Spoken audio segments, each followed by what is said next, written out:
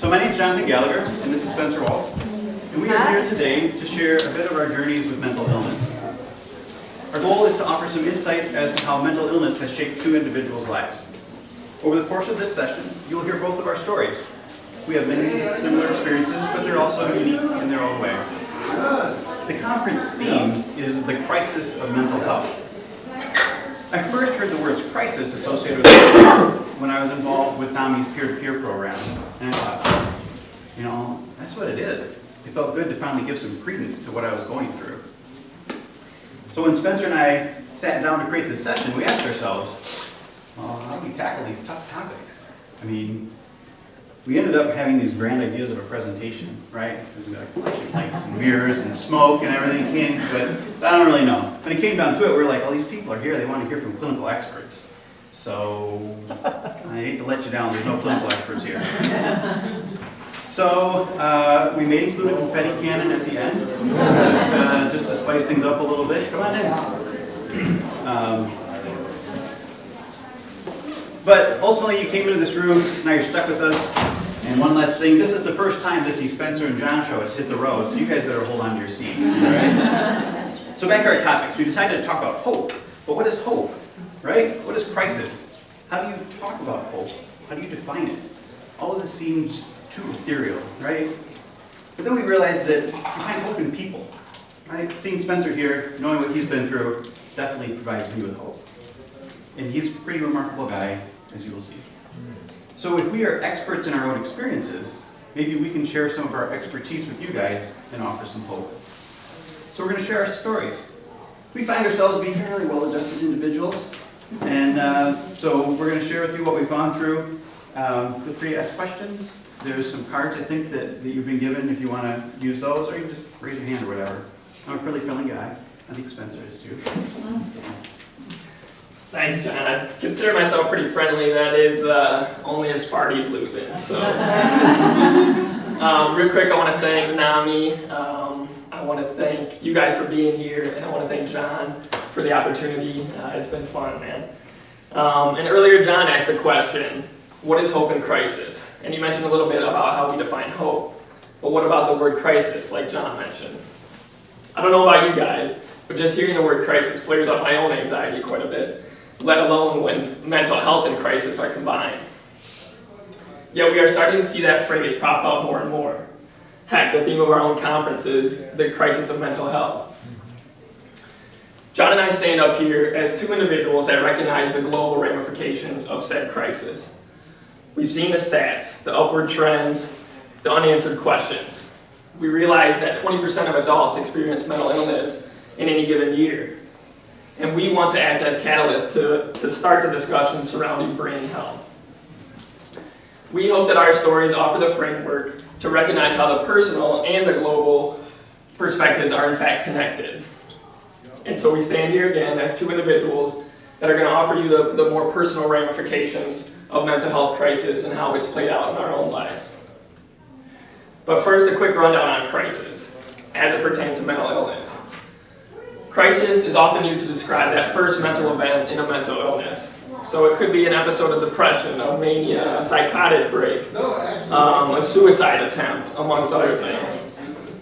The key with these times of crisis is that they're very overwhelming, very scary, and very traumatic for both those that are experiencing it, and those that are living with them. And when I say times of crisis, there are two important things to consider. First is that it's super hard to predict when a time of crisis is going to present itself.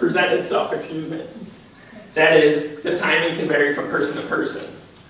Secondly, crisis oftentimes is not a one and done deal. There is the potential for relapse, and I'm sure most of you guys know the process of recovery is definitely not linear. You often find that there is overlap in progression or regression between three stages of crisis, rebuilding, and recovery. And we hope you guys can recognize this as you listen to our stories today. Now, John mentioned finding hope in people, and he's spot on. A big part of that is sharing our stories and the power that carries. We all have one, and John and I hope to create the space so we can all share ours. But first, you gotta listen to mine. So with that, I'll jump into it. My story goes all the way back to about the third grade or so. my parents, who both have had their own struggles with anxiety and depression, first started noticing some red flags or some warning signs in me. Now, I consider myself a pretty wild child, a little bit of a daredevil, big personality, normal, third grader. But they started noticing things like maybe not sleeping that well, avoiding going to friends' houses a little bit, not eating the best. Again, I didn't really think much of it, but I think it was important that my parents and their own struggles, they kind of had got it from an early age. I even remember them coming home with a flyer from the pediatrician labeled, "Your child with generalized anxiety disorder." I didn't think twice about it. There was no way I had generalized anxiety disorder. I was in third grade. How was I going to make sense of that? But my parents were onto something. Fast forward to 6th grade, and that's when anxiety started to seep in and present itself much more severely and much more frequently. Things progressed from feeling a little jittery in the classroom, which we've all felt, to having a panic attack on an almost daily basis. And that happened pretty quickly. My panic attacks were pretty textbook.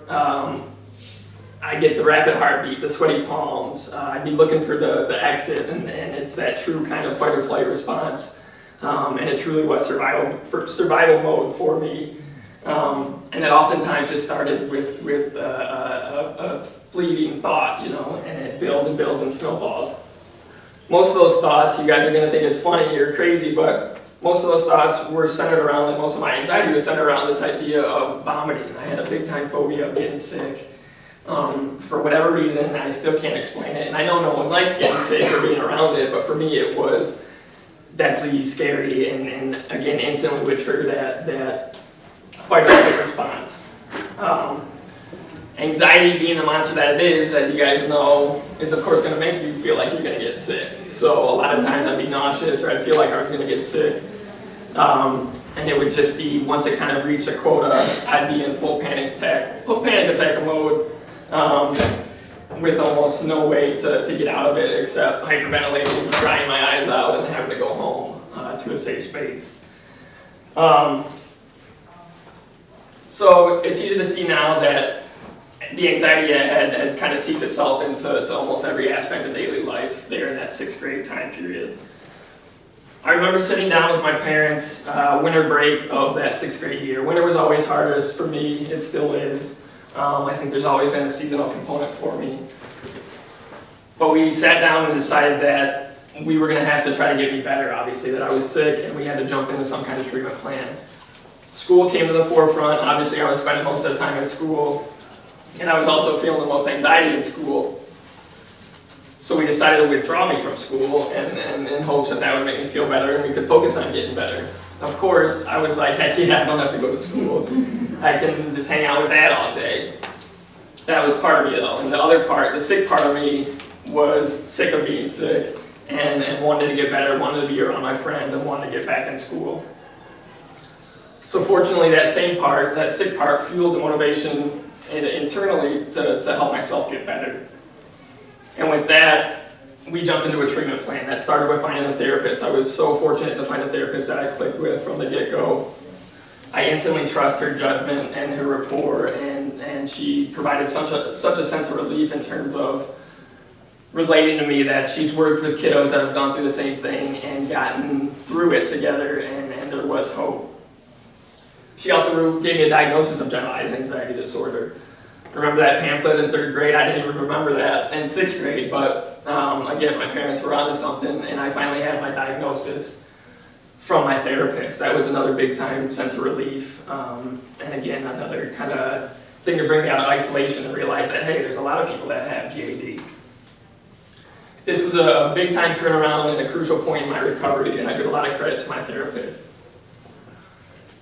So my therapist, for all my exposure therapy fans out there, one of her initial reactions on probably my first visit was, whoa, what the heck, why is Spence not in school?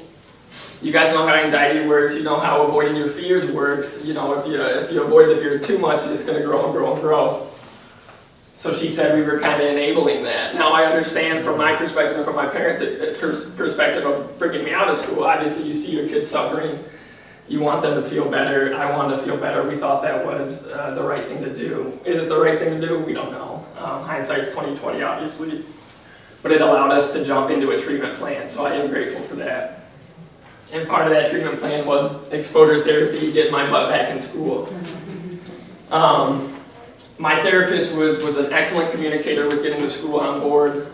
She was a great kind of point person in the triangle between the school, my family, myself, and herself, and starting the IEP process, getting teachers on board. We actually sat down, me, my family, a couple friends from my class, the principal I think was there, the school social worker was there, the resource room teacher was there, just a lot of good people around there. And they asked me, what will help you, Spencer, with your anxiety on a daily basis? And I'm like, well, what do you mean? I didn't think I would have had to talk in this meeting. But I told them it'd be nice if my teacher could just let me go walk the hallways if I needed to. It'd be nice if I had a couple friends that knew what I was going through and could go on walks with me if I wanted. It'd be nice if Grandma can sit in class with me, as cool as that is, but sometimes that would happen because Grandma was a safe space for me. And they were so giving and willing to work and adapt with us.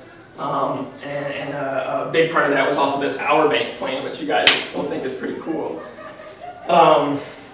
Again, I wasn't going to school. I was still at home, in my, I don't have to go to school stage. But I was at the point, and the family was at the point, the school was at the point where we're like, we got to start getting Spencer in school. How are we going to do it? My therapist and I devised this plan where we called it the hour bank plan, where I would have to be in school premises for X amount of hours each week. I think we started with 5 hours a week. And when I say school premises, I mean between the double doors, I mean in the office, I mean in my actual classroom. It could be in the resource room. Anything to get myself at school feel anxious, but get over it and realize that I'd survive and be okay, was a big time confidence boost.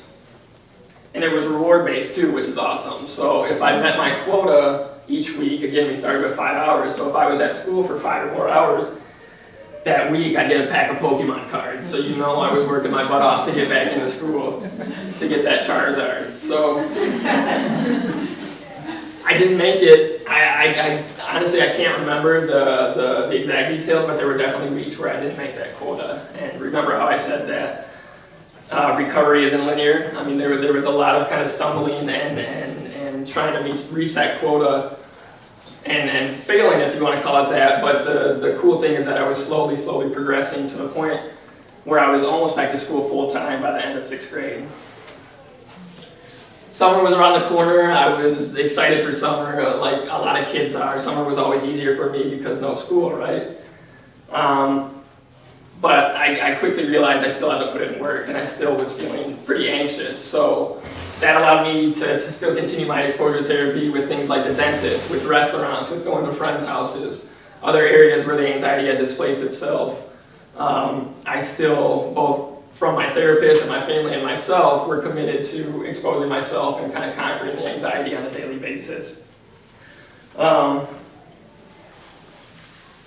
Fast forward through that summer, a lot of work had been put in. I was going into a new school, 7th grade, and I kind of had a new mindset. I was able to again, gain that confidence in my coping strategies and coping skills. I had that support system that was built in 6th grade that carried over into 7th, 8th grade, the first couple years of high school even, and that was hugely pivotal in my own recovery. And I had a great support system in terms of friends and family as well. So if you look at my high school, or at least my 7th, 8th, and high school experience from that outsider's perspective, it was pretty normal. Good friends, I was an athlete, I got good grades, and I got into my dream school at University of Michigan, and was off onto the best 4 years of my life. But before I go into those best 4 years of my life, I want to hear about John's story. So to pick up on my journey, I'm going to rewind a few years and bring you up to speed. So unlike Spencer, who encountered his mental illness at a very young age early in school, I didn't start treatment until I was 17. And then 2 years later, I received a diagnosis of bipolar disorder. Since then, I would say I've had a pretty fulfilling life. I've had a circuitous career path: welding, engineering, landscape foreman, English and writing, planning to teach in Japan, banking, music producer, artist, manager, neuroscience researcher, medical student, anatomist, and maybe a boat captain. So I think that's about it, covered. So during this time, I have been healthy, I've been depressed, I've been suicidal, I've been hypomanic, I've been hospitalized, you could say bipolar. So my effective treatment for bipolar started in January of 2002. I was hospitalized. I admitted myself with my dad at my side when I had a breakdown. I was just lying on the floor, crumpled in a heap. My mind had collapsed on itself. I didn't know what was going on.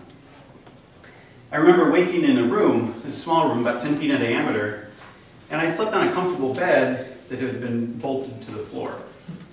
And looking around, I saw these stitch lines that were traversing the wall, and I realized that I had slept in a padded room. A little while later, a nurse came in, brought me some breakfast, see how I was doing, and I remember seeing my shoes were outside past the door. Looking down, I saw my stocking feet and watchless wrist, beltless waist, and empty pockets, and laceless shoes. Starting a hospital experience is a fairly numbing experience. I remember there's plexiglass all along the nurses' station, and on the other side of the room, there were these great big windows, great couches. I can remember exactly where I sat in the group. There was this table, and there were 2 phone calls where you could, call to the outside world. All of this is very vivid. These are still present memories in my mind, even though it was so long ago. I can recall the offices of the counselors that I saw, the plants that were on their shelves, the starkness of the room that I stayed in. It was a short stay for me, though, only a couple of days. But I was hospitalized again about 2 weeks later. This time I had been committed. I shared some incredibly detailed suicidal plans with my counselor. I didn't know this at the time, but she committed me after the appointment. Later that night, I was volunteering at a community theater, and my dad showed up. And he's like, "Hey, buddy, we got to go back to the hospital. The sheriff's been called, and if you don't go with me, he's going to be here to pick you up." So I often think back at my parents and all the stuff that they had to deal with. At the time, I thought it was really nice that my aunts came up to visit. The reality is they were there for my mom. Watching your son lose control of his own mind, I can't imagine that. So that time when I was 19 started a period of about 3 years that are mostly unaccountable to me. I knew what I was doing, right? I knew what I was doing for work, I knew where I was living and everything, but I don't have specific memories. Big things happened too, but they didn't stick. Marriage proposal, my brother getting into graduate school, anniversaries, birthdays, just gone. In my mid-20s, I moved to college, and there's another span like that. Shorter, it was only about a year, but again, my emotional memory is just null. I didn't really know what was going on, but looking back, I realized what happened was that I had dropped out of a semester of school. I had taken incompletes and all of this semester before that, and I was just barely hanging on. I didn't really know it. I went to doctors, I saw a counselor, worked with psychiatrists, took medication, but it just didn't register that I had mental illness. That's good in many ways, right? I didn't self-stigmatize. All the way through my 20s, I didn't self-stigmatize. I felt unique, right? Nobody had thoughts like me. It was just John. Turns out there's a lot of people who have thoughts like me. I read a book by Kay Jamison called An Unquiet Mind, and it was me. I actually annotated the book so that I could read it later. It kind of gave me a sense of why I was acting the way that I was. And a few years later, I was working with a psychiatrist as a student, and I would see person after person after person come into this office and talk about their lives in the same way that I did. They experienced the same challenges. Their minds were tricking them in the same way. It was wild. It was uncanny. Just everybody. I was like, oh my God, what's going on here? Crazy. And I would say, especially bipolar people, we are a lot alike. My therapist constantly would tell me that if you put 100 people in a room, those with bipolar disorder would somehow find each other. And I would say that it's true. We have a secret code, it's quite confidential, but you would know it if you needed to. So, I finally realized that I had this thing in my life that had been affecting me since I was a teenager. It caused these sweeping periods of depression and angst, but it did also offer some moments of pleasure. So to swap sides, I'd like to talk about some of the hypomanias that I've experienced. These were times of incredible creativity, energy, rapid speech, grandiose thinking. These are the ones that you attribute, like, oh, that artist made this great work of, in a weekend, or the composer wrote a symphony when he was on vacation, But they also offer like less lofty, but still very enjoyable moments. For me, one of them was like, I was going to write a book. I'm going to go to Florida. I'm going to buy a car. That's kind of what I did when I was hypomanic. I bought cars. So in this period of 4 years, I had 8 cars. At the time, it all seemed logical. Like I had a good job and I liked trucks, so I would just upgrade, right? This wasn't like, on the side of 23 type of car. I went to the dealership and bought a 2002 Super Duty pickup, and then 6 months later, I went and bought the 2003, because obviously I needed that. A couple months later, put this big old snowplow on it. I didn't realize what was going on, but looking back, I can tell that I was clearly hypomanic. They've become some foolish purchases. Then, my hypomanias were beneficial in college. Oh yes. I had gotten to a point in understanding my illness that I could kind of shift myself into a hypomanic state. People would pull all-nighters, right? They'd be drowning themselves with coffee and Red Bull and everything, and I would just sit down and words would flourish. Physics equations and lab reports, no problem. Creativity was unending. I wrote wonderful papers, learned science, and I used this illness to my benefit. I was harnessing control. And I accepted the fact that I was bipolar. My life continued through some of those careers that I mentioned earlier, but when I was 26, my dad had a stroke, and I moved home to be his caregiver. It turned all of our family's lives upside down, mine most especially. Eventually, though, it guided me towards medicine. I was fascinated by all that was happening with my dad, and I understood it. I interacted well with the doctors. I knew the questions to ask. I knew how to get him moving. I created this insatiable appetite for a new career. So I pursued it. While taking care of my dad, I took the science classes necessary to get into med school. That English degree I had really didn't do much for that. I studied, I job shadowed, I volunteered, and I took the tests. I did what most students do in a period of 3 to 4 years in about 18 months. So I was accepted to medical school, and I was on my way, right? All the work was paying off. My dad's stroke happened for a reason. My family and I hung our emotions of the devastation of that stroke on the fact that I would become this great provider. Things were pretty good, right? Michigan State was waiting for me. My bipolar disorder was under control. And just as we had left Spencer, I was poised to start a new academic endeavor. So just as John was super excited about going to MSU, I was even more excited about heading to Ann Arbor. and earlier I mentioned that I was expecting that to be the best 4 years of my life, like a lot of people say, college being those best 4 years of your life. Unfortunately, that was not the case for me. As most of you know, college can be quite the breeding ground for stress. Combine that with my predisposition for anxiety, and the fact that I wanted to compartmentalize my anxious past and forget about it, I was left pretty vulnerable from the day I walked onto U of M's campus. Hindsight's 20/20, right? Unfortunately, I relapsed, and this relapse presented itself in a much more depressive episode. And it was much more slow spiraling than that 6th grade experience, which seemed pretty quick. I found myself pretty darn stuck my sophomore year of college, and again, some pretty textbook depressive symptoms, I was super apathetic, I was fatigued most of the time, loss of interest in a lot of things, and even suicidal ideation. I am grateful, though, for my childhood experience because it gave me the self-awareness to know when something's not quite right or what thought patterns aren't quite right in my head. And I know you guys are thinking, well, yeah, suicidal ideation, that's not right. But depression is unique in that it can kind of keep you stuck when it wants to keep you stuck. So I am fortunate I reached out to get help. On top of that self-awareness was an evidence base of what worked for me at a young age, at least, too. So I was grateful for that. If it ain't broke, don't fix it. So many of the supports that I had growing up were still there. I just didn't really utilize them. Sleep, diet, exercise, family, friends, meds.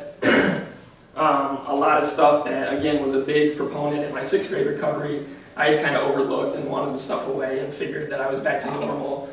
Didn't need to lean on them because it didn't seem like anyone else was really leaning on them. just wanted to party like a freshman. But unfortunately, I was still left spiraling downward and left with a decision to either keep that spiral going or adapt and try to get better. I made the decision to adapt, and with that decision came another one, and that was to stay in school or not. I decided to withdraw again after my sophomore year, and felt that same kind of sense of empowerment that I felt in 6th grade, with my family supporting me and believing in me that it was the right decision for me. I also had that same, hell yes, I don't have to go to school feeling, I'm not sick anymore, I don't have to deal with this. But that was so quickly replaced with the depression, with the illness, with the sickness. And I was left to kind of face that in the mirror. My point is that I've learned that the struggles just aren't going to go away, and the only way to make them better is to kind of face them head on. So with that, it didn't take me too long to jump back into a treatment plan. I didn't have school to go to, so I better be doing what I can to get better. I was fortunate enough to find another wonderful therapist who took me on a more kind of dialectical behavioral therapy approach, which included things like mindfulness and emotional regulation, things that were foreign to me, and I was super skeptical, but also intrigued. It was different than the CBT, more analytical-based stuff that I was used to, but I learned to be grateful for having both those perspectives, and I still utilize both those to this day. The DBT stuff was much more, it offered kind of a new door for my brain to take instead of that more analytical approach, and again, I'm super grateful for that. I got back on the medication train, started experimenting again with medications, ultimately came back to one that I was on as a little kid, and I'm still on it today. I got family and friends in on what I was going through, asked for support, which was hugely important. And I jumped into a little bit of a holistic health journey and kind of took my own health in my own hands because I was sick of going to the doctor, hoping that they diagnosed me with something other than my mental illness, and finally had to work on acceptance that I can do things to myself to figure out sensitivities in sleep and diet and exercise and what works for my brain. And finally, I had to find something to do with that huge chunk of time that I had by not going to school. And I mentioned my parents being self-employed. My dad, he's been in real estate for a while, and he always had us kids, especially me, alongside him growing up. So I used to joke with him that, Dad, the reason I'm going to school is so I don't have to do this crap work that you make me do, working on houses and stuff. But now I'm super grateful for having that skill set and that experience, and quickly after I dropped out, I studied up for my builder's license and have been doing my best rendition of Flip or Flop ever since. The house flipping has been great. It keeps my creativity, spinning, my hands. I get to use my hands, which I wasn't able to do in class. And it provides autonomy for attacking kind of my treatment needs on a daily basis. And I want to talk a little bit more about those needs in a little bit, but first I want to hear what John's up to these days. So my story coincides with Spencer's here, who we both ended up withdrawing from college. A few months into medical school, and the bottom fell out. This was the most recent episode I've had, and it was dark. Not hospitalization dark, but withdrawing from life and just kind of feeling collapsed. Medical school finds your weaknesses, they say, and mine showed up in full force. But like Spencer though, I found a way to rally, right? I got a full-time job, I worked hard with my counselor and my psychiatrist, and I found my life again. It was great. And at the time, I knew that if I could get healthy, that I could go back to medical school, right? I mean, I'm smart, I'm capable, I had better coping mechanisms now, and I was finely tuned. My body, my mind were just perfect. And I was ready to take on the giant beast. Not the case. Last fall, starting again, a couple months in, bipolar reared its head, and it was time to go. I was spiraling, and I was spiraling fast. It was terrible, but I saw it, I recognized it, and so I withdrew. But this time it's a little different, right? I sat down and I thought, what do I really want to do? Right? I had been on this medical school path for 6 emotionally charged years. I couldn't think of anything but that. So I thought about, well, the whole time I would work or I would study, I would escape to the water, right? Michigan's a great state for that. There's all places, kinds of places I can go. So could I work on the water? Like, am I too old to become a ship captain? Turns out, I'm not. So, I've actually been accepted into a maritime academy, and I will start classes next fall. I know, more college, right? And I mean, if any of you would like to donate to my student loans, that'd be terrific. But I've been upfront with my school about my bipolar disorder, and I've worked really hard with them to make sure that both the education and the career are things that I can manage while also managing my illness. I think that this one's going to work. So now I'm staying the course, right? Medications are important, and they have always been important for me. I take them consistently. I try to keep good sleep habits and to schedule. It seems like, oh yeah, be a healthy person, right? But these things are a necessity for me, right? If you interrupt my sleep schedule, that's like knocking me on my feet. So managing my illness is an important part of my life, right? The bipolar challenges are not going to go away. So I figured I might as well use them for more than like taking tests and buying cars, right? So I work with a psychiatrist, see my counselor every other week. Talking about mental illness is also a huge way for me to heal and cope with it. It's funny, how long it takes to manage your illness, right? Years. And yet I can just sort of summarize it in a few sentences with you guys here. But really, maintenance comes in all sorts of different forms. Some illnesses require very specific modalities, but most of it just comes from what you do and how you find your recovery. So as Spencer and I have gotten to know each other, it was kind of cool because we realized that though we have these different diagnoses, a lot of our coping skills are the same. It was kind of neat. So there are some unique components to what we deal with, but we thought that was kind of cool. Yeah, just like John said, I do think it's super cool that a lot of our coping strategies work for both of us. And so I deal with a baseline level of anxiety pretty much on a daily basis. On top of that, I'll get depressive thoughts from time to time and can easily get sucked on those negative thought trains that are depression. Yet I still find myself today proud to say that I'm in recovery and accept it as a lifelong endeavor. A good chunk of my energy these days is spent on, again, that acceptance and meeting myself where I'm at. Along with this brings some of those coping skills that John mentioned that I'll tell you a little bit about here that are day-to-day. Sleep, diet, and exercise, those are biggies for me and for John. One of those things, if it gets knocked off, it has such a trickle-down effect on the other two that I gotta kind of keep those three intact, or else, again, I start noticing it, and I notice it first in my head. Mindfulness has been huge for me. I'm still super skeptical about it, and again, there's a little pushback, but I'm still trying to practice it along with a yoga practice, and meditation hasn't stuck yet either. If anyone has any strategy, please let me know, but I know how great it would be for me.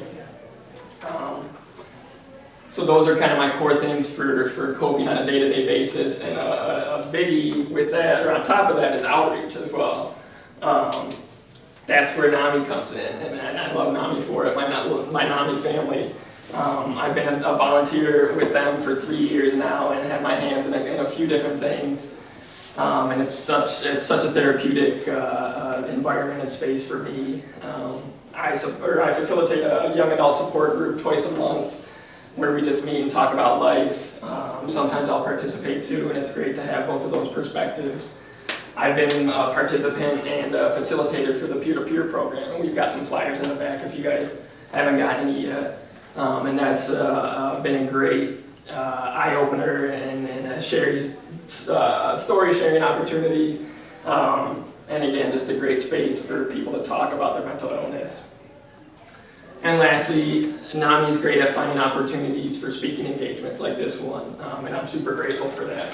A big part of my story is centered around schools, so I travel around schools and talk about what worked, what didn't work in the school setting. Most of the time I'm talking to staff, and sometimes the staff doesn't get it, so why not bring someone that's been through it to share their experience and try to relate to people that are open-minded and ultimately want the best for their students. So that's been a great experience for me. It's all great exposure therapy. That's kind of what it comes down to, right? Even this, as I'm shaking like crazy and super anxious up here, it's great exposure therapy. And I want to give you a quick story about that. Bring it all the way back to a little bit after that 6th grade experience, but that's when I put my advocacy boots on. I think My mom today, found an opportunity to speak in front of Michigan State Legislature. It was called Kid Speak, and the idea was, trying to make some policy change. I think a lot of kids were there for some school-related stuff, like talking about school lunches or the bus schedule. Then here comes shaking me up to the podium talking about mental health parity and wanting more than 20 visits for my insurance, because I could only see my therapist 20 times. And I'm like, what the hell? I want to see her every day if I can. Lo and behold, I didn't really see any policy change, at least that day I didn't. But I still have hope that we're heading in the right direction. And the coolest part is, I had an older gentleman come up to me in the elevator after that and say, hey Spence, I struggle with anxiety myself, and that made it all worth it for me. So again, I think that sparked my advocacy career, and I want to keep doing it for life. So John, what kind of advocacy are you up to, man? So, Good transition. First of all, what a remarkable and brave thing you did speaking as a 7th grader. And I can only imagine like the halls of Michigan legislature with Spencer up there. What did you have in 7th grade? Yeah, right? So kudos, that's awesome. So minus some of the Kid Speak stuff, Spencer and I do have very similar advocacy avenues. I too found NAMI about 3 years ago. I too trained for the peer-to-peer program, and I absolutely love doing talks like this. I've been lucky to do them for a few community colleges. Faculty will come down and I'll talk to them about things that they might see in their students, since most of my stuff presented while I was in college. I also speak with a panel in Lansing to the medical students at Michigan State, and I really like doing this one. Because I'm there, I'm their peer, and then all of a sudden, bipolar? Like, no way, like I could have spotted that a mile away, here I am, like I had it all together, right? Just like they do.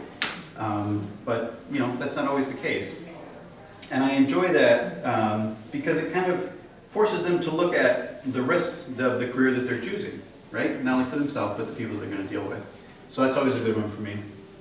So we mentioned how to help others in our course description or presentation description. And honestly, I think that like dialogue and openness are probably the best things that we can do to help people with mental illness.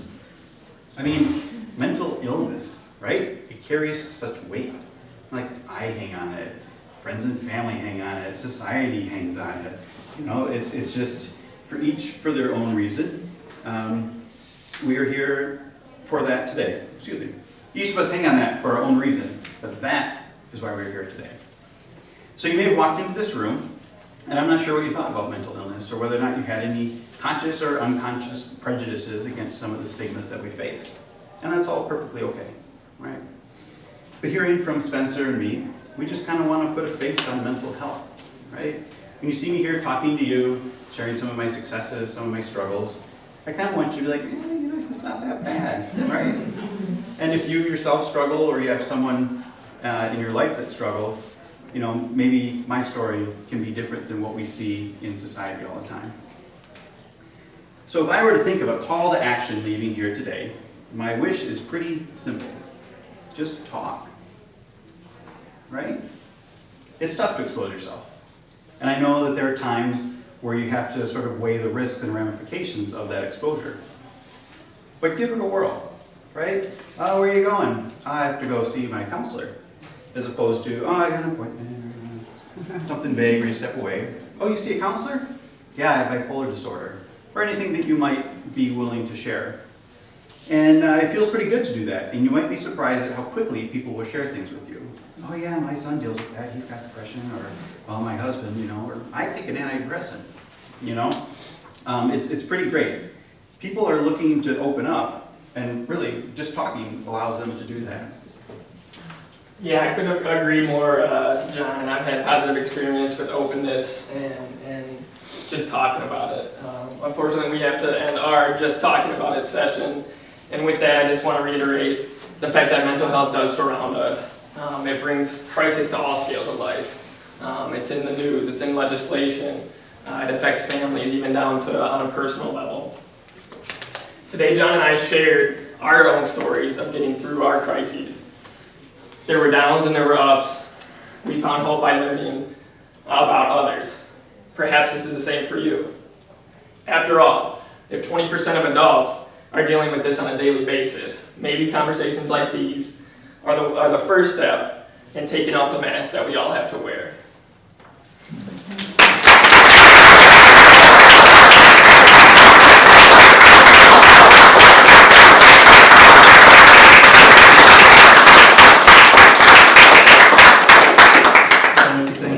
Yeah, just one more thanks to Nami and Pat here too. I think we'll start the discussion right now. I have a question for you, but I'd also like to pick up any written questions. And Or just, yeah, if shout anybody out wrote to- any, I know they'll be glad to hear you. Raise your hand. So I want to say one thing. I know both of these guys pretty well and have for a while now. And the thing that I admire most in them is that they say no when asked to do things. Not all the time. They say yes. I mean, here they are today. But all three of us are involved in the peer-to-peer program, and that's a 10-week commitment. And for 2 hours each week, plus the preparation time, and feedback time, and it's more than 2 hours a week. It's like 4 or 5 hours a week. But both of them are careful about when they say yes and when they say no. And that really models for me, and for the rest of us who are involved with NAMI, that imperative of trying to have balance in your life and taking care of yourself. So the question I have to ask before everybody raises their hand is, you both come from loving, supportive families. Mm-hmm. And I want to know what advice you might give to family members and friends who are here who struggle with how to be helpful versus how to be enabling. Okay? So that's the question to start you off. Yeah, just jumping off of what John said about just talking about it, I think we can run with that. For me personally, I think John could probably agree, it's just having one person to talk to about your struggles or wild thoughts and whatnot. Just getting that out of your head and into dialogue or on paper even is so therapeutic for me. So as a family member, as a friend, I just urge that you try your best to create that space for that individual that's struggling with mental illness, and try to empathize and just be there with them instead of for them. You know, they're not looking for you to fix it. They're not looking for you to change really anything unless they're asking for it. Just having that sounding board and getting it off their chest is so important. What do you think, John? I mean, exactly. The first thing that came to my mind was to just like kind of be patient with us, right? You know, there is no way to fix it, and we don't always know what we want, and that's frustrating for the person trying to help you. And I know that trying to help other people, right? But I mean, in my family and my friends, like, they just kind of know, like, if I just call and say, hey, you know, can I come over and hang out, you know, it's 10 o'clock at night, and I'm like, yeah, sure, whatever. It just means that, you know, I need a place to stay. I don't want to be by myself, you know. Or if I just show up at my mom and dad's for dinner, they don't, you know, they don't grill me on it. So it's very difficult to go through the journey with somebody while having to keep that distance. So I hope that kind of makes some sense, because I'm not saying, you know, separate yourself from the person, but just kind of be patient with them and understand that, you know, what you're feeling and questioning is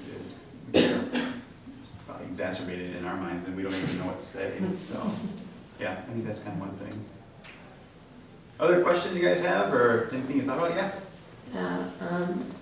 Coming from a certified movie, I understand that a lot of people that may attend that group are not as fortunate as me or you guys.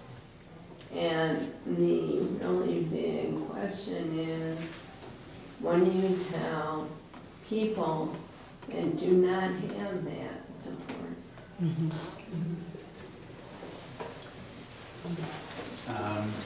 So you're talking about, what do you tell the person who might be in the support group who doesn't go home to a good family? I mean, that's a difficult situation. I mean, you're exactly right. You know, I think at that point I would try and, you know, draw support from the other places that they have. So, you know, like, you're not going to go home to mom and dad or husband or wife or, whomever, but like, we're here with you today. Like, what can we do as a group for you right now? That kind of thing. I would try and bring everything that is in that immediate environment that you can give to that person, and kind of direct the focus that way. That would be kind of what I would think, Yeah, I see that a lot in my groups, especially. And I just like John, he hit it already that we always try to bring it back to, well, you're here now, like, well, what can we do? I mean, that's a huge step, even if someone just comes and doesn't even say anything. But yeah, it's certainly not the cure-all, and it's hard to, it's hard because I think we recognize the privilege too of the support system that we have and still have, and that's hard to truly empathize with someone. But again, like John mentioned, creating that space where you can at least bring them back to the supports that they do have, and finding that, because I do believe that everyone at least has some kind of support, I just want to throw in there that our peer-to-peer class is a great opportunity for people who live with a mental illness. It's very powerful to be in a room where everybody gets it. And you come in as strangers and you leave with connections with other people who are also living with and understand. And that can be very supportive. So there are flyers up on that table. Hi. Yeah, my son is in your age bracket there and had first presented during college. And I was wondering, he's unable to come to the support group during the week. He's working full time, but I wondered if you ever got together for some social events or offer that through NAMI to make that available to people that might be interested but can't come to a support group or something like that. Or would you ever consider a Saturday class, peer-to-peer? It's just throwing that out there because fortunately is working, and we do live a half hour east of here and traffic and all the other things that go with that. But I do see an interest and a desire, but wondered if, how you could respond to that. Yeah, I think that's a great suggestion. I think so. The group that I facilitate just went. I think they went to some cider mill last week, and unfortunately, I wasn't able to go. So Yeah. we're trying to build that a little more of the social support. So I'd certainly be willing to include them on the text or whatever kind of communication there is with that. And the Saturday thing, I think, is a good idea too. So. That's an option. I know it's a big commitment, but Yeah. I went through family to family, and Okay. I know evidence-based and the information to Yep. flip that to be to have the peer-to-peer and a Right. 10-week, even if that could be consolidated a bit too. About to be 9 weeks.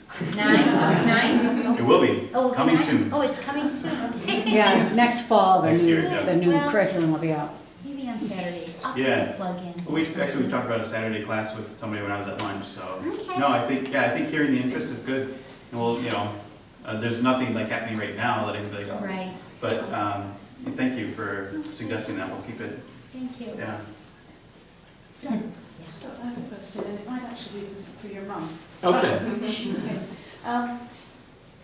With a family member who struggles with mental illness, you're talking about advocating, being willing to speak, to kind of destigmatize, but also the heightened sort of fear and anxiety, sort of just bring it down by keeping the emotions low and keeping it's an illness, right? However, there's also the side of wanting to protect the privacy of the individual. It's not my story. So how do you both help people to go, you're not the only aunt, uncle, parent, grandparent who has a child here in that situation, or child, spouse, somebody else. So how do you find that balance, or what would you say was that balance? And that probably is for your mum. Yeah, we might You really put you on the did. spot. Yeah. Were you listening? How do you know I was a mom? Because he pointed you out. How do I, well, so Spencer's always been comfortable sharing his story. And my story is more from the family perspective, right? So once in a while, we will present together, and I'll talk about how it felt being the parent, you know? But the question, what was it that you wanted me to answer? I suppose it's that I think, you know, the statistic is very significant, that 20% of adults will deal with this in any given year. And yet, there is still so much stigma in society, fear and anxiety, and I think if there's any way to relieve that or bring down the stigma, bring down the anxiety that goes along with it, or I don't know, I can't find the word I want right now because I'm anxious. But just the sort of sense in which the way it's perceived, right? And I think that anyone who's been touched by mental illness, be it your own or be it somebody you love, as that person, you want to make sure that people understand it's an illness and it's something we want to promote, better insurance, better research, so on and so forth. But as you advocate for it, you also can implicate the person who is themselves suffering. And I guess I'm just asking, because here's a group of people, what would you say? What do people do? How do you do that in a way that respects the privacy of the individual, or that it's their story to tell when they want to whom they wish to, but also be willing to speak out, advocate, promote a better understanding of mental illness? That's my question. Does it? Am I making sense? It makes sense. Yeah, absolutely. I think there's a really fine balance. Yeah. I think still to this day, there are people in our family that don't necessarily know the whole story, right? And so sometimes you have to pick safe venues to share information about any struggle that we're having, not just, you know, a mental health condition. So, but recognizing that it is health, and I think that that's the focus, that mental health is part of our big health picture, right? And I think we're getting better at that. But I do understand respecting someone's story and that line of balancing between enabling and, you know, by pulling Spencer out of school, it was enabling him to not be, you know, not move forward. So, you know. And I know, like, my parents didn't really talk about it with anyone. And like all through my 20s, like I said, I wasn't John with mental illness. I was just a counselor, right? Whatever. And so even, you know, some of my family members, they, you know, they're like, oh, you're doing this NAMI stuff or whatever. And they're like, well, you know, we knew that you're in the hospital, or we heard some stories, but, you know, they didn't really know about it. So, I mean, unfortunately, I think the short answer to your question is that, like, my, network of people don't really do that out of either their own, just not knowing about it, and then also not knowing where I'm at and whether or not it is their story to share. You know, I think that, you know, we're kind of unique because we're up there, you know, like, oh, let's talk. You know, the more places you send us, the happier we are. But not everybody can do that. So, I think I'm not sure if that answers, but it's kind of let you know where I'm at. And I think you touched on it a little bit, Mom, and we mentioned everyone has their own story too, and you said that yourself, that language is powerful, and again, who you tell is kind of a big deal, but from your perspective, being the family member, if we're using that perspective, again, you still have your own story about how your son, your daughter, your relative is going through this, and you can still tell it from that perspective without disrespecting the individual that is living with. So I think that's important to remember instead of oversharing too much or trying to tell it from the perspective of the one that is actually struggling, if that helps at all. But that was the first thing I thought of. I think what Spencer has just said is really powerful because as parents, we have stories. And without disrespecting, in our situation, our daughter's situation or her experiences, what I discovered probably 3.5 years ago was when I started being willing to say something, what was incredibly powerful was that just in the building that we lived in, I found out that 4 other parents were dealing with children with mental illness that never, ever would have come out on the table. And so I think it is that fine line. What Spencer's saying is, what vantage point do you tell the story from? And I think if it's one from a parent's vantage point, that's not necessarily disrespecting if it's not told in a truthful, earnest way that's honest about your situation and not disrespecting your daughter, child, or family member situation.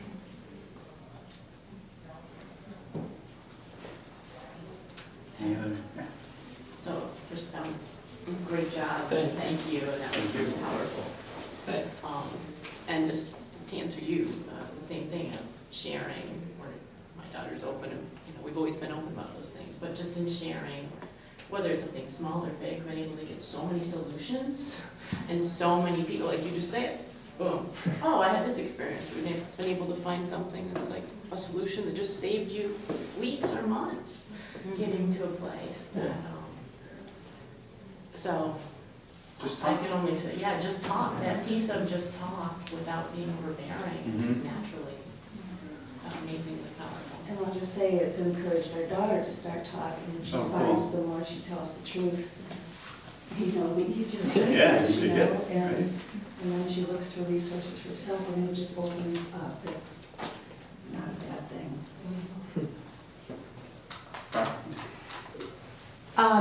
I just wanted to say that when I was young, like most of you in this room, it's a long time ago, we didn't talk about cancer. I mean, that was, let alone breast cancer, you didn't even say the word.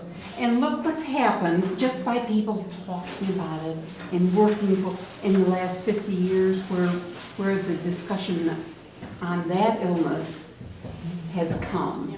And I didn't know I wasn't supposed to talk about my son being ill, and so we did, and it just, as you say, people come up to you and say, well, now, I know, or my son or my daughter or whatever. Just talking about it in an honest and open way, I think is what is spreading the word. And we'll get there. Well, I was gonna say that exact same thing. In your story is your dad's stroke, and none of us questioned that at all, right? So you could even use it as part of your next story to add, to kind of say, we didn't follow up with you about your dad, right? We didn't start probing you on questions about that. And so it's that same kind of thing, getting to that point. And so when you guys talk about hope, that's really hopeful, and that's where we want to be, is being able to say, my spouse, my son, my significant other struggles with bipolar or depression or schizophrenia or whatever, and move on with the story, right? Yeah. So, thank you for sharing, both of you, for sure. Do either of you have advanced directives for mental health care if you were hospitalized? I do not know. We should. Thanks, Pat. No, I do not. I've thought about it, but I've never followed through on it. Okay. Even though I tell people I'm good. Yes, yes. Do you want to talk a little bit about it? Well, I guess in peer-to-peer, we offer the Michigan form for mental health care if you're hospitalized, where you can say ahead of time while you're well, the kinds of treatment that you want if you're hospitalized. You designate someone to if you can't speak for yourself effectively, someone who can speak for you about like if you would not want ECT under any circumstances, you can say that.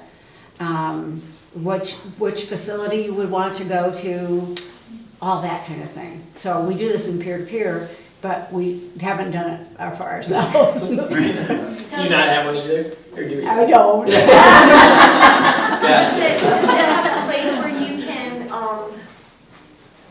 give a family member permission to receive the information I think so. in spite of that? Yeah, I think that is That's helpful. like really Yeah. critical. Yeah. So you can Google Michigan mental health advanced directive and find it, I'm sure. Can you say when the young adult support groups are? Yep, so it's the first and third Wednesday of each month, 7 to 8:30 p.m. at the Temple Bath church on Packard Street in Ann Arbor. And there's flyers for that, correct? Yes, up on the front table, And Pat's next door doing the other support group. the older group. I wasn't gonna say it, Yeah. but the older adult group is right next door at the same time, same place, same frequency. So And there's a group for friends and family that meets at the same place, the third Wednesday of each month from 7 to 8:30 for loved ones. That's on the flyer too. Thank you guys for coming in and listening to us.